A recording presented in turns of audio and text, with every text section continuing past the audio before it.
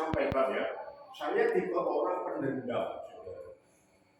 Hati-hati, pendendam. Ya. Dan kalau pendendam itu berarti sulit untuk mengagumi, sulit. Tapi bolak-balik saya difitnah oleh rekan-rekan pendeta, oleh anak-anak Tuhan. Tapi saya kaget karena ternyata saya tidak pendendam lagi. Padahal kalau secara psikologi atau psikiater itu kita bisa berubah kalau kita melakukan disiplin-disiplin tertentu. Itu saya tanpa mendisiplin, saudara. Dalam hati memang saya mungkin pernah bersaksi ya. Waktu itu saya difitnah, mereka tulis surat ke semua teman-teman saya di seluruh Indonesia. Sampai ada teman saya yang di Kupang, itu telepon saya. Pak Paulus, kamu sekarang kok mana ya? Jalan banget. Saya kaget. Loh, kok?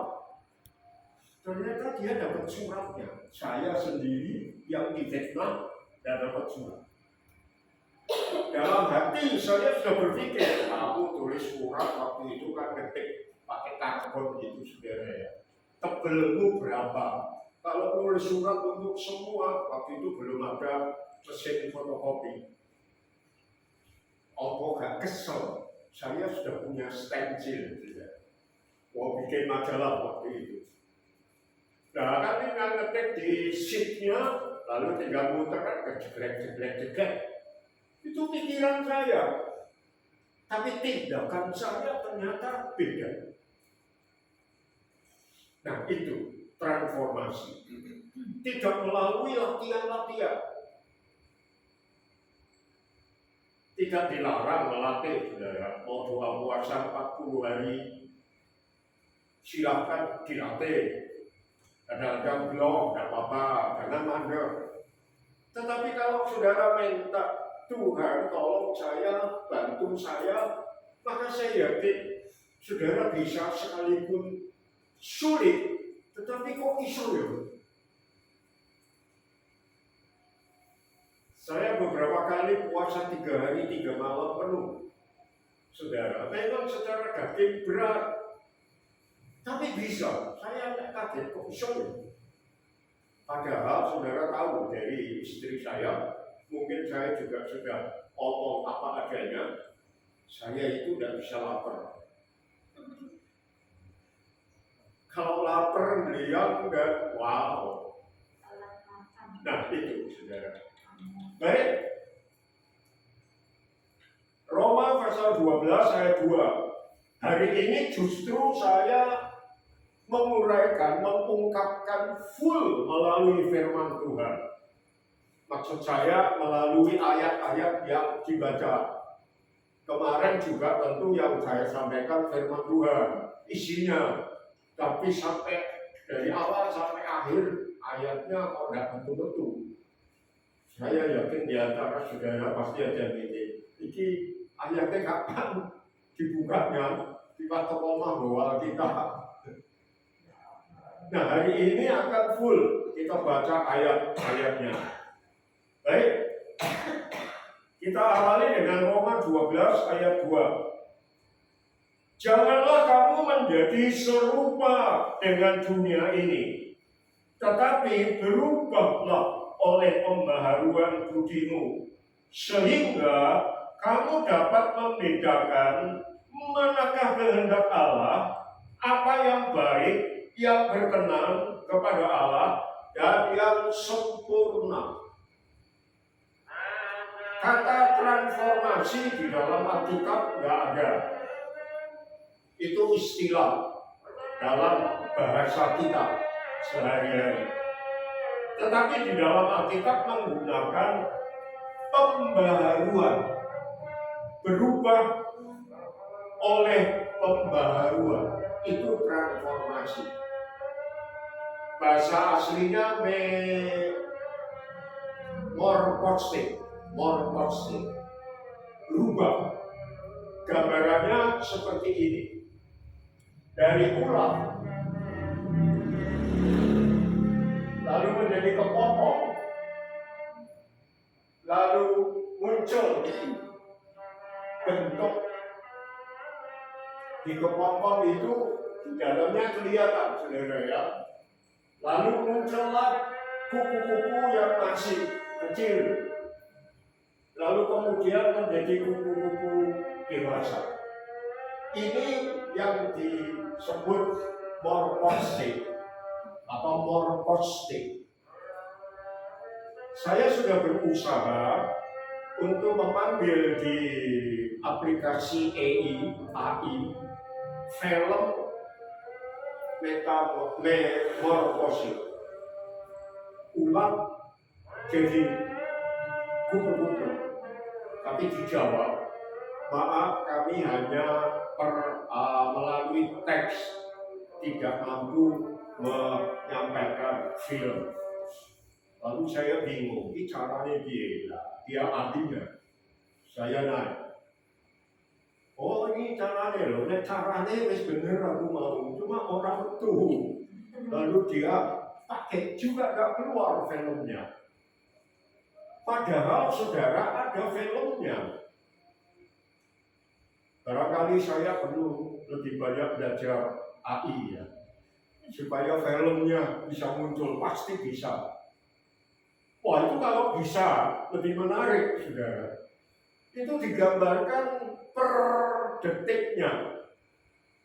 Lalu berubahnya itu tidak lama.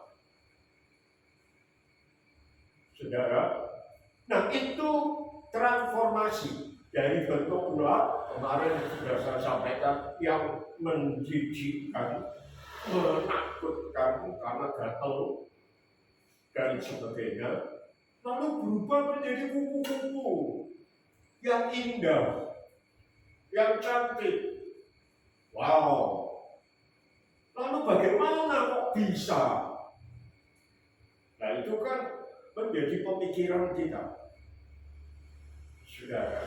Nah kalau binatang bisa berubah dari yang sangat buruk menjadi sangat indah, mengapa kita tidak bisa berubah? Pertanyaannya kan ini.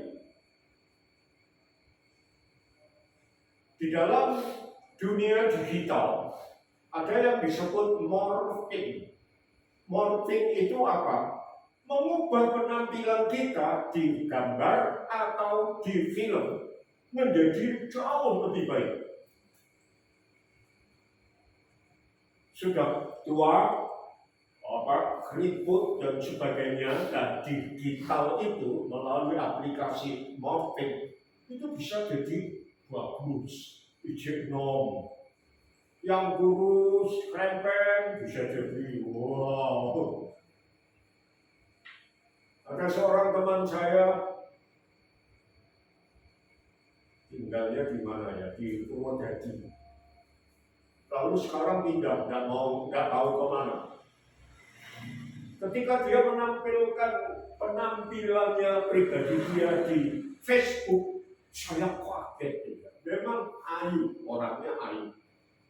Tapi ketika saya lihat yang dia masukkan di Facebooknya, itu jauh sangat ayu, dan aslinya. Nah itu namanya morphing, jadi merubah dari yang jelek jadi bagus, jadi yang pesek jadi mancung, jadi yang pendek jadi tinggi, dan sebagainya. Itu apa? Manipulasi gambar. Tetapi pembaharuan, transformasi ini bukan manipulasi. Amin. Baik, lanjut.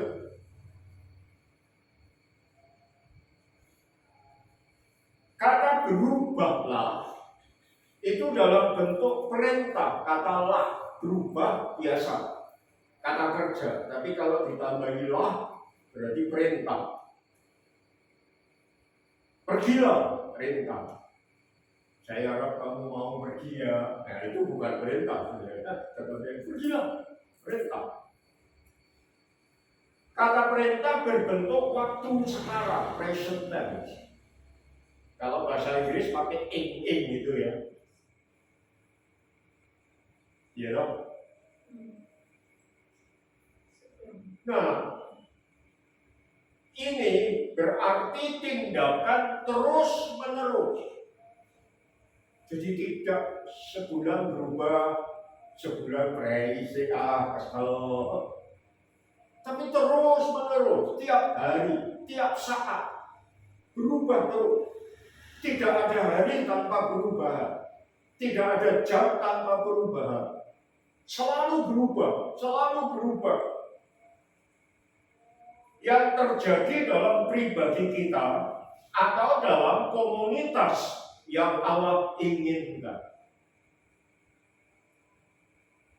Kemarin saya sudah sampaikan bahwa perubahan itu bisa per pribadi. Tetapi juga kalau pribadi-pribadi yang berubah, ini berkumpul, saling nulari. Maka perubahan itu tidak hanya perorangan, tetapi bersama-sama, ketularan. Mari kita saling nulari yang baik. Mari kita saling nulari pembaharuan akal budi kita, roh kita di dalam komunitas. Ada satu slogan yang berbunyi seperti ini, harap sabar, Allah belum selesai membentuk saya. Allah belum selesai membentuk saya. Kapan selesai? Dan slogan ini, saudara, bisa ditangkap secara berlawanan. Saya sering mendengar teman-teman saya, kalau ada temannya yang nggak beres, misalnya suka marah, suka dendam, apalagi kalau lagi ngomong-ngomong, ngeyel terus, maka mereka berkata seperti ini. Pernah dengar nggak? Anda belum selesai dengan diri Anda. Pernah dengar nggak?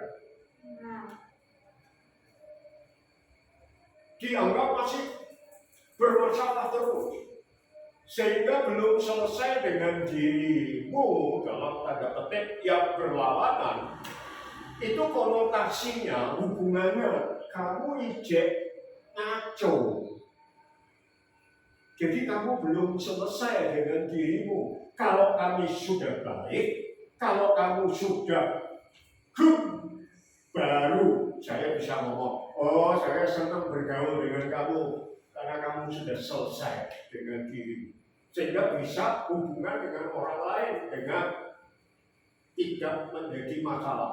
Tidak jadi istilahnya troublemaker, pembuat masalah. Apakah slogan yang saya angkat itu harap sabar, Allah belum selesai membentuk saya, berarti kita semua masih edan-edanan? Tidak, benar. Slogan ini positif, memang diambil alih menjadi negatif, menjadi tidak enak. Tetapi kita diubah menjadi lebih baik, dan Allah belum selesai sampai kita menjadi sempurna. Amin. Jadi kita sudah tambah baik. Dan saya yakin karakter kita tidak menjadi troublemaker, tidak menjadi masalah bagi orang lain. Sudah baik, sudah bisa diterima, sudah bisa, luar biasa ya. Orang Kristen itu kayak gini ya.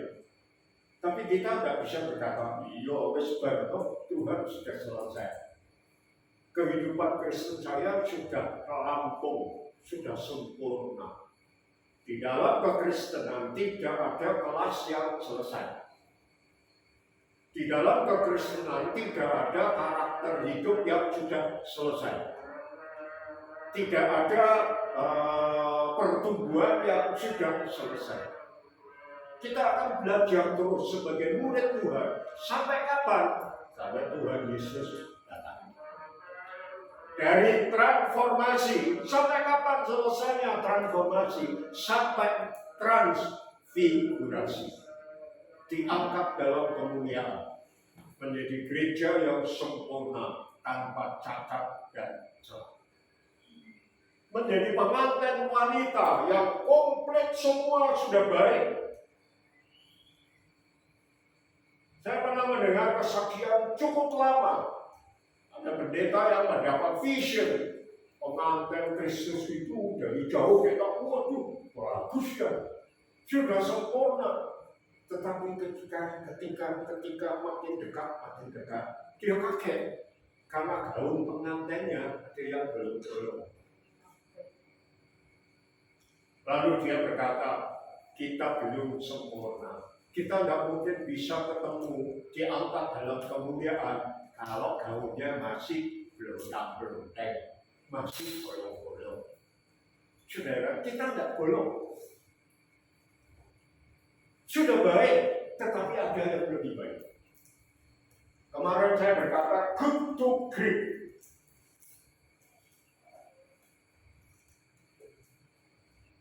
Dari baik menjadi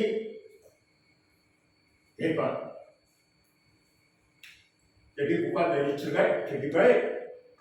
Kalau saudara membaca Roma 12 ayat 1 dan 2, itu meningkat. Mulai dari baik. Ya toh? Itu nanti akan kita lanjutkan Roma 12 itu. Pembaharuan kayak apa?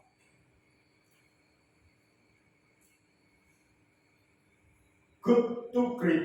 Dari baik ke hebat. Lalu ada kata lain yang berkata begini.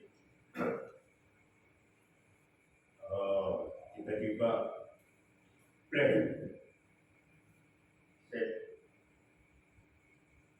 kita bertumbuh dari kemuliaan kepada kemuliaan.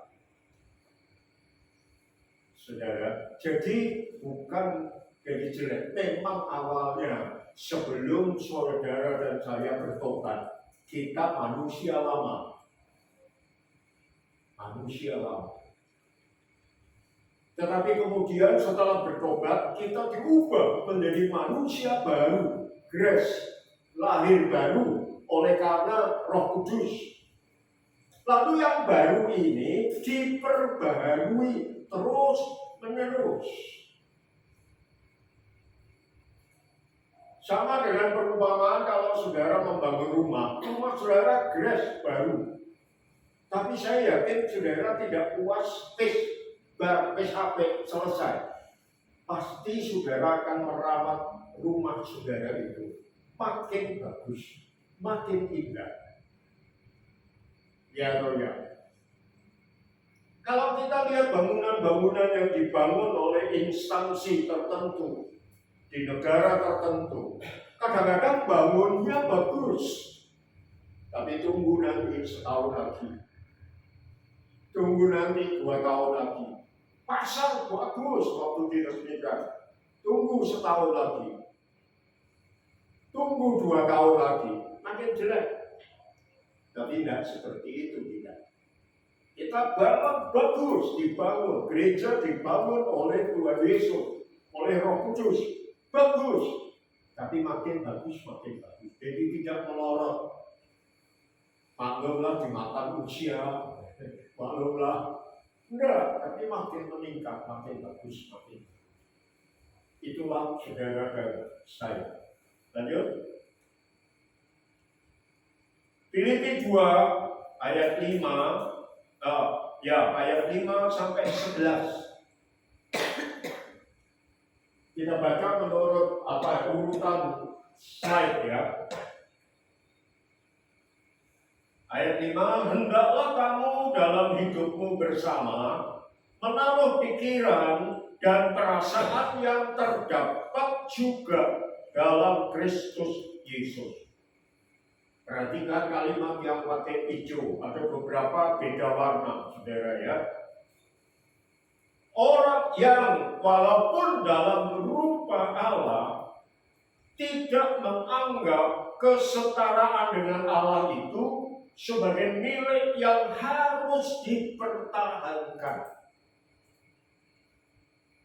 Kadang-kadang kalau kita memiliki sesuatu prestis yang hebat, kita pertahankan itu mati-matian.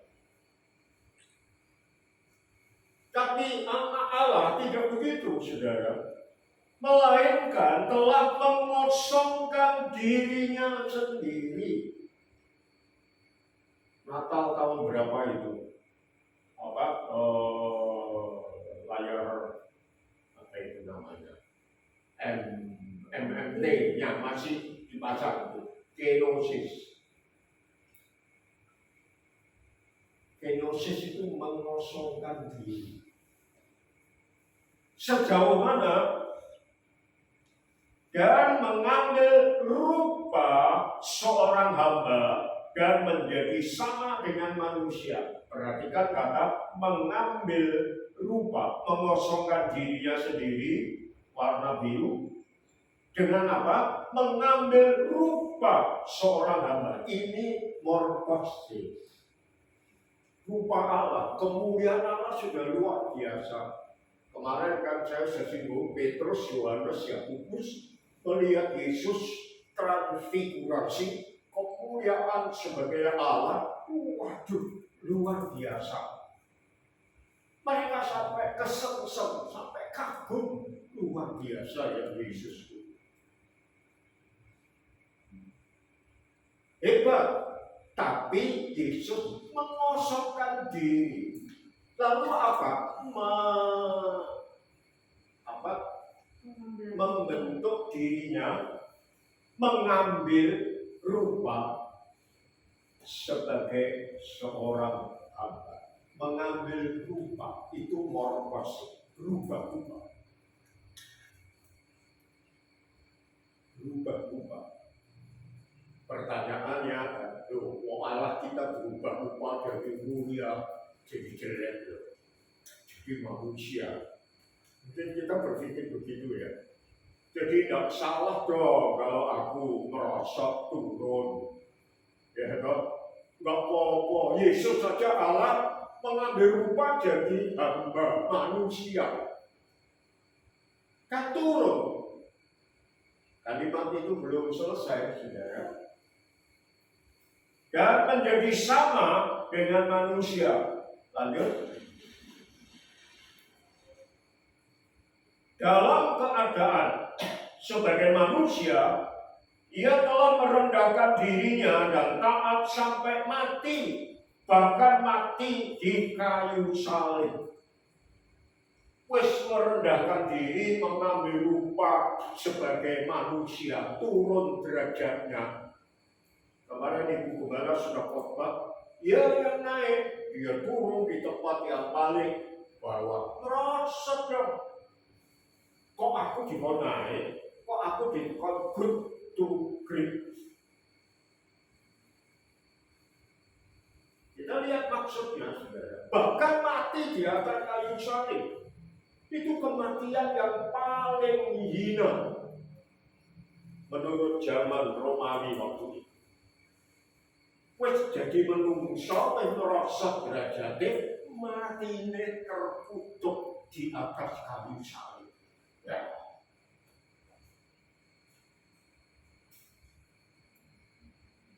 Ketika COVID, saudara, gelombang pertama banyak pendeta yang jadi korban. Dunia kaget, loh, sing mati kok pakai pendeta ini? Ono opo ini? Lalu timbul suatu ketakutan dalam tanda petik yang tidak perlu. Lalu timbul kesimpulan ini, berarti mereka itu kena kutuk. Pendeta mati ini kena COVID. Mati ketika mengabarkan Injil, ketika khotbah hebat, itu kena COVID. Kena kutuk. Sehingga banyak pendeta yang kena COVID diam-diam. Kami berdua kan, apakah kami diam-diam? Enggak, sementara kami di rumah sakit satu kamar, kita share terus. Karena apa? Itu bukan kutuk. Nah, ini matinya Yesus terkutuk di atas kayu salib. Kalau saudara baca Galatia, Kok gitu? Tapi ayat 9 baca.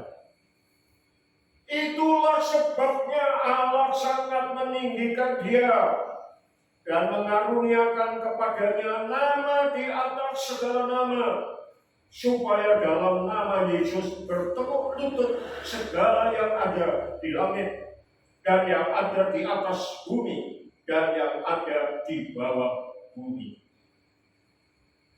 Kenapa dia dimuliakan?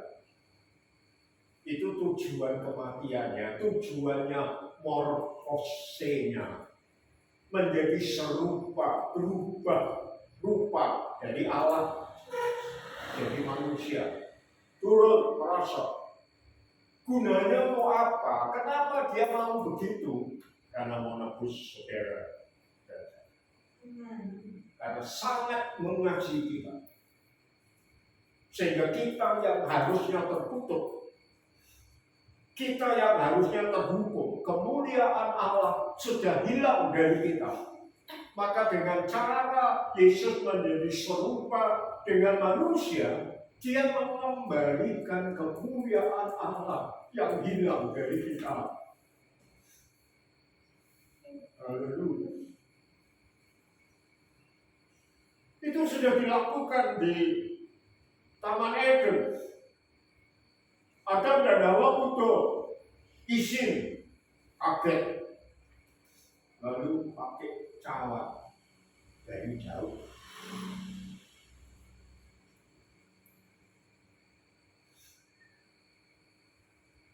Tapi Tuhan biarkan, ya, ketika tahu pertama diganti itu cawat dengan kulit berubah. Itu sudah gambaran pertama. Yesus adalah anak domba Allah yang dikorbankan kita untuk menutupi ketelanjangan dosa kita. Itu tujuannya. Terus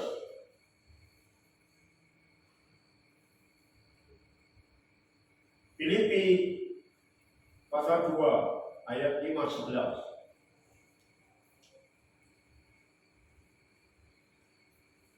Oh tadi ya, masih lanjutan. Dan segala lidah mengaku Yesus Kristus adalah Tuhan bagi kemuliaan Allah. Tujuannya adalah, mari kita bandingkan saudara dengan 2 Korintus 8 ayat 9. Karena kamu telah mengenal kasih karunia Tuhan kita Yesus Kristus, bahwa sekalipun ia kaya, sekalipun dia Allah, kalau dibandingkan itu ya, oleh karena kamu ia menjadi miskin. Oleh karena kamu dia menjadi miskin. Kalau kita bandingkan, oleh karena kamu dia menjadi manusia, turun derajatnya, mati hina di atas kayu salib. Oleh karena kamu. Supaya apa? Supaya kamu menjadi kaya oleh karena kemiskinannya. Oh, haleluya. Kemuliaan kita sudah hilang. Akalnya dicemplungin neraka. Tapi Yesus melihat, oh, karena manusia yang berdosa, manusia harus pulih. Tapi tidak ada satu manusia pun yang bisa keluar dari dosa. Tidak bisa. Diberi Taurat 10 hukum, 1 hukum saja melanggar, sudah benar. Sehingga tidak ada satu manusia pun yang bisa menyelamatkan diri. Dan di dalam hukum Allah, kalau orang A bersalah, maka orang A itu yang bertanggung jawab untuk memulihkan dirinya. Ternyata tidak ada. Karena manusia yang jatuh, harusnya manusia itulah yang mengangkat dirinya, memulihkan, berubah dengan kekuatannya sendiri. Tapi no, nonsense, omong kosong, gak ada. Tapi tetap harus ada manusia yang bisa menebus manusia. Itulah sebabnya Yesus mau turun, berubah dari Allah menjadi manusia, supaya sebagai manusia dia bisa menanggung semua kelemahan kita dan bisa membebaskan kita dari hukum dan kemuliaannya kembali. Dia rela seperti itu. Wow. Lanjut.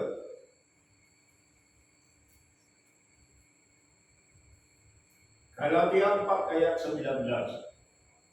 Anak-anakku, karena kamu, aku menderita sakit bersalin lagi, sampai rupa Kristus menjadi nyata di dalam kamu. Yesus Allah merendahkan diri, mengambil rupa sebagai manusia. Tetapi dia berkorban sebagai manusia supaya rupa Kristus kembali kepada kita. Kita diciptakan menurut gambar dan rupa Allah, segambar dan serupa Allah, tapi berdosa jatuh. Keserupaan dan kesegambaran dengan Allah harus pulih. Tapi tidak ada manusia yang memulihkan sendiri. Tuhan yang memulihkan. Sehingga dalam Galatia disebutkan sampai rupa Kristus menjadi nyata di dalam diri kita. Dua-duanya morphose, perubahan. Perubahan dari Allah, dari mulia menjadi hina. Supaya saudara dan saya yang hina diangkat mulia. Lalu perubahan kita yang hina jadi mulia karena Kristus. Keserupaan dan kesegambaran kita dengan Allah hilang, tapi dikembalikan. Kita dipulihkan, berubah. Yang jelek jadi ayu, yang jelek jadi ganteng, yang hina jatuh dalam dosa, terpuruk dalam kehinaan, diangkat kembali, kemuliaan Allah turun lagi ke atas kita. Kita menjadi umat baru, manusia baru. Itu. Jadi sekarang saudara makin jelas ya, transformasi itu dari dua pihak. Pertama dari Allah. Tapi Allah transformasi dari yang mulia menjadi hina. Supaya dia bisa mengangkat kita yang hina. Transformasi kita dari hina menjadi mulia. Oleh karena ada Yesus yang sudah rela transformasi dari mulia ke hina. Supaya dia bisa mengenal manusia, tahu semua persoalannya. Dan dia menggantikan mereka untuk mengambil dosanya dan memberi pengampunan, memberi penebusan, memberi gambar dan rupa Allah kembali.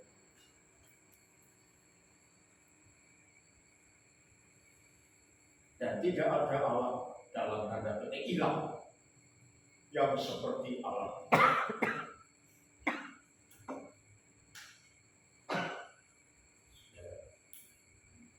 Berbahagialah saya dan saya. Lanjut di bawahnya itu, jangan diambil dulu. Efesus 2 ayat 10. Karena kita ini buatan Allah, diciptakan. Saya kasih garing dalam kurung, dicor, dicetak dalam Kristus Yesus untuk melakukan pekerjaan baik yang dipersiapkan Allah sebelumnya. Ia mau supaya kita hidup di dalamnya. Jadi Kristus itu menciptakan saudara menjadi manusia baru, mengembalikan keserupaan dan kesegambaran dengan Allah di dalam diri kita. Istilah yang dipakai di dalam Efesus 2, saudara dicor, dicetak dalam Yesus Kristus. Saya tadi juga minta AI, tolong saya minta gambar manusia yang dibuat dari balon. Kemauan saya adalah satu balon itu bentuknya manusia. Saya dapat apa? Balon kecil-kecil disambung-sambung itu yang dobo-dobo ya, sambung-sambung itu dibentuk kepala, dibentuk tangan. Lalu jalur satu balon itu, wah balonnya oke. Saya tidak terima. Walaupun di dalam AI bisa memberi yang salah, sudah diakui bahwa kita lebih pintar dari AI.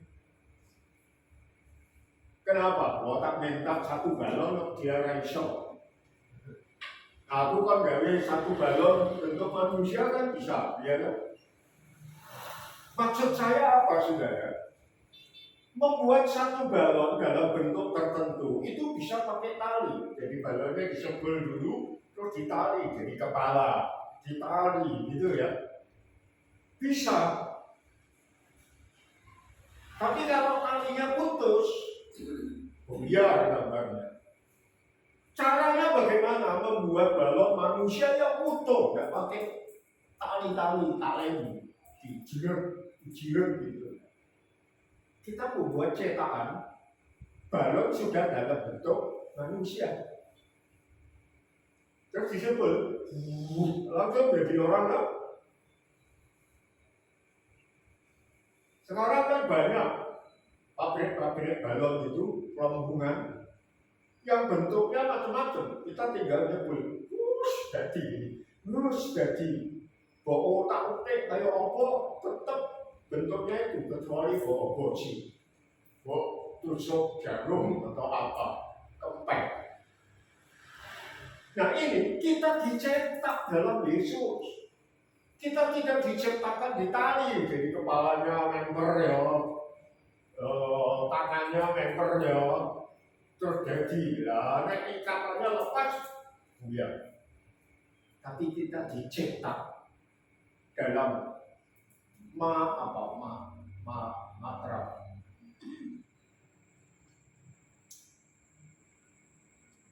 Sehingga ketika kita masuk di dalam Yesus, otomatis rupa kita kayak Yesus. Seperti gip di sini ada gip ya. Gip itu kan gitu sudah. Cetakannya sudah ada. Lalu tepung gipnya dimasukkan, jebret, terus dijemur. Jadi mau bikin berapa ribu, jadi semua kokoh.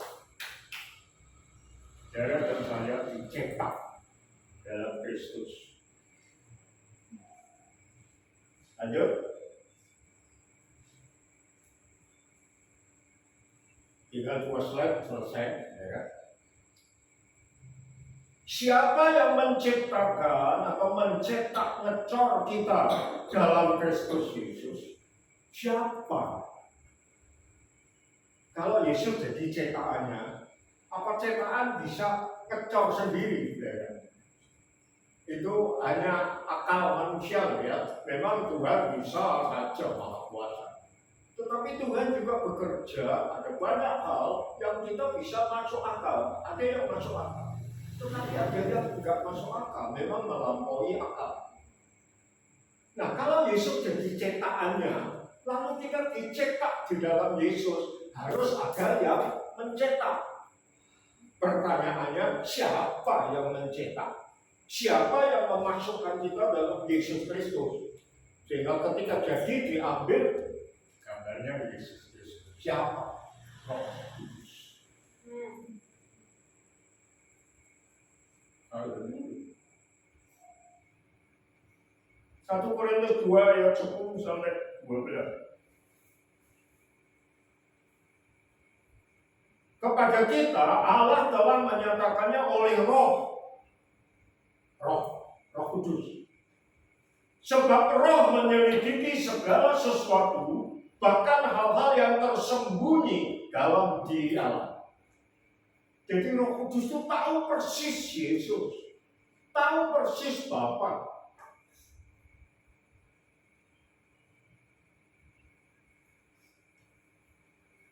Siapa di antara manusia yang tahu apa yang terdapat dalam diri manusia selain roh manusia sendiri yang ada di dalam dia. Saya bisa mengenal diri saya sampai sedalam-dalamnya karena roh saya. Saudara bisa salah menilai. Saya bisa salah menilai saudara. Kadang-kadang kita menilai lebih tinggi, overestimasi, terlalu tinggi. Ada yang lebih bawah, underestimasi. Bisa salah, tapi diri kita sendiri dalam detik mudah-mudahan tidak salah mengenal diri kita. Walaupun kadang-kadang ada ya, orangnya jadi kurang pinter, tapi merasa pinter, bisa. Ya. Tapi umumnya kita lah yang semakin mengerti diri kita sendiri. Roh Allah juga begitu. Siapa yang mengerti Bapa? Siapa yang mengerti Yesus? Roh Allah. Masuk akal? Masuk akal banget.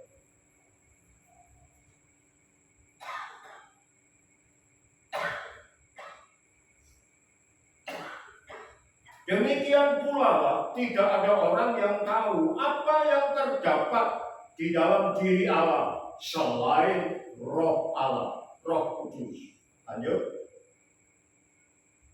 Ini yang terakhir. Siapa yang mencetak atau ngecor kita dalam Yesus Kristus? Roh Kudus. Tadi ya, yang mengerti cuma Roh Kudus. Ayat penutupnya, ayat 12. Kita tidak menerima roh dunia, tetapi roh yang berasal dari Allah, supaya kita tahu siapa yang dikaruniakan Allah kepada kita.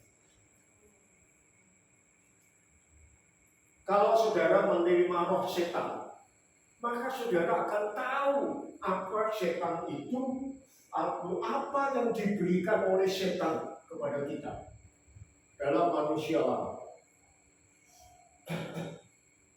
Kalau orang-orang cari pesugihan, maka dia tahu aku akan dapat pesugihan gini, ngerti. Lalu dia minta, tapi ada harga yang dibayar.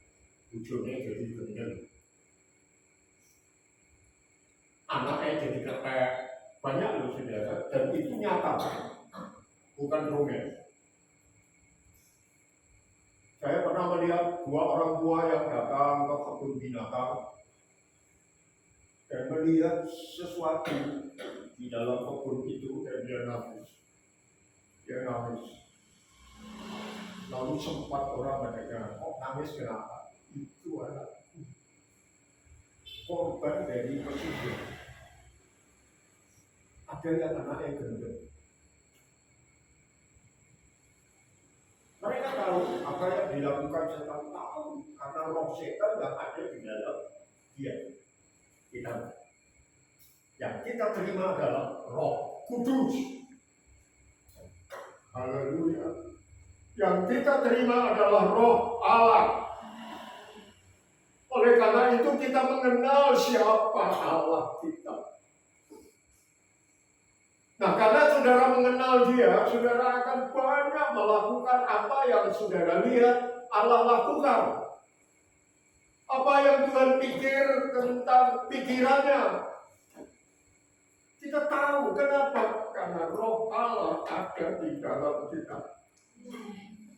Jikalau roh Allah yang diam dalam diriku.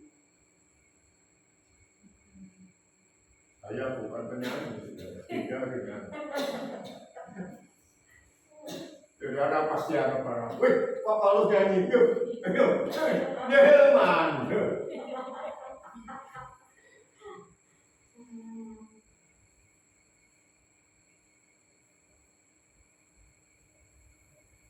Saya berdoa apa yang saya share yang merupakan pikiran yang Tuhan ungkapkan sehingga saya bisa menangkap lalu mengungkapkan kepada saudara.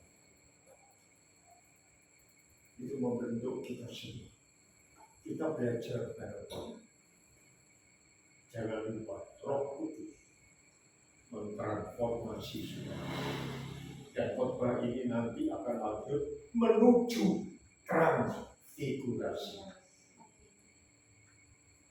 Bukan hanya transformasi aja di sini, lalu nanti mofrau. Tapi nanti kita akan mengalami kemuliaan Allah, tubuh kemuliaan. Dan nanti tadi puji-pujian juga mengikuti tema ini. Tidak ditinggal, kemarin saya sudah katakan, kita yang tidak ditinggal pada waktu rapture, pengangkatan, itu tidak sak-sak aku kok ketiga.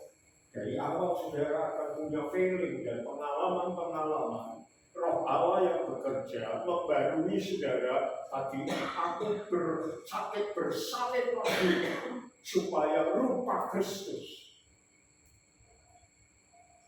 Ada. Kita akan alami. Yakin aku semakin serupa dengan Kristus. Sesama saling menyaksikan. Roh kita dan roh teman kita saling menyaksikan. Cukup enggak? Roh Allah dan roh kita menyaksikan bahwa kita ini anak-anak Allah. Saksi kita kuat. Dan kalau saudara dimeteraikan oleh Roh Kudus, ada kunci. Meterai itu tidak akan bilang. Saudara dicap oleh Roh Kudus mirip Kristus. Iblis tidak bisa bergerak. Kemarin Bu Gembala ngomong kalau bahasa roh, Iblis tidak bisa ngerti manfaat bahasa roh ayat itu. Dan saya pernah membaca pengalaman seorang yang hebat dalam ilmu setan. Lalu bertobat. Dia berkata, kalau rumah tangga Kristen, betul-betul Kristen, dan roh Allah diam di dalam dia, Iblis tidak bisa tembus pandang melihat apa yang terjadi di dalam rumah itu. Dibentengi oleh pribadi, malaikat-malaikat. Tetapi kalau enggak, Iblis bisa nengok, saudara. Lagi ngono ya. Lalu masuk dalam rumah kita. Tapi dalam rumah kita adalah rumah Allah. Iblis tidak bisa lihat. Apalagi tembus.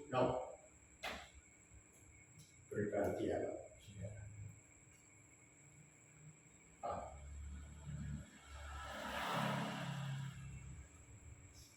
Ya sudah berdoa.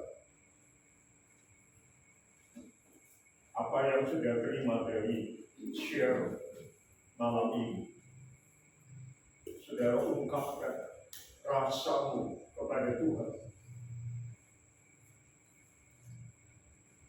Suatu saat nanti saya rindu kita punya kelompok sehingga kita share.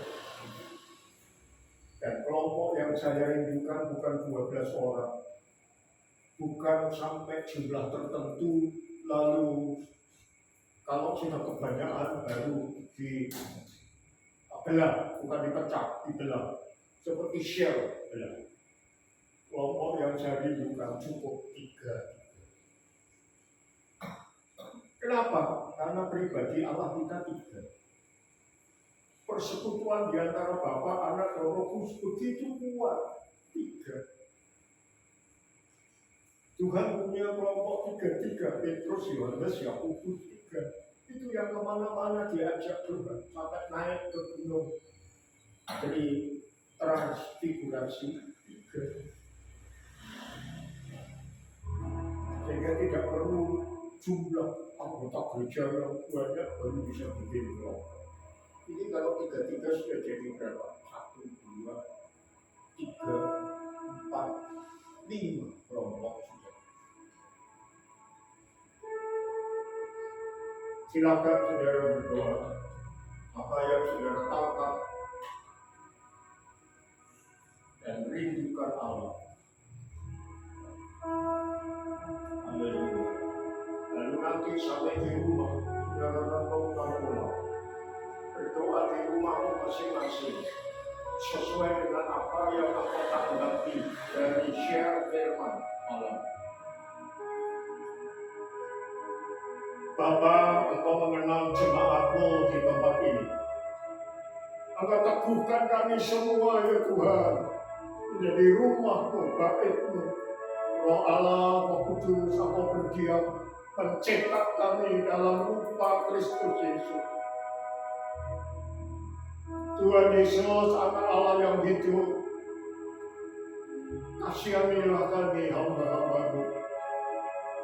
Roh Kudus, Roh yang penuh dengan hikmat kuasa, bimbing kami terus dan bentuk kami terus ya Roh Kudus, untuk menjadi makin serupa dengan Yesus Kristus, sesuai dengan anugerah Bapa yang luar biasa, yang selalu peduli kepada kami. Bentuklah kami semakin serupa dengan Yesus Kristus. Dalam nama Tuhan Yesus kami berdoa. Amin.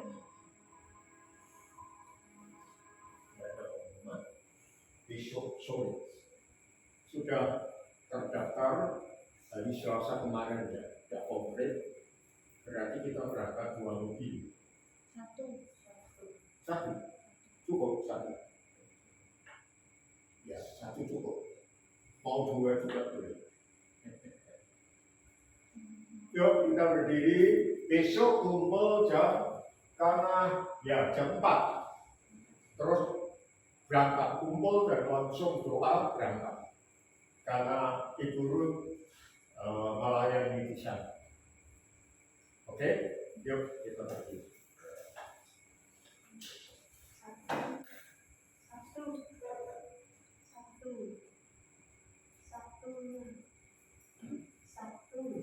Oh, Sabtu tetap ya, jam 6. Sekarang Minggu jam 7. Minggu puncaknya hari Pentakosta. Saudaraku yang kekasih, pulanglah dengan penuh harapan dan keyakinan Roh Kudus akan membentukmu semakin serupa dengan Yesus Kristus. Terimalah berkat dari atas. Terimalah kasih karunia dan damai sejahtera dari Tuhan Yesus Kristus. Kasih sayang dari Bapa kita serta persekutuan Roh Kudus menyertai saudara sampai selama-lamanya.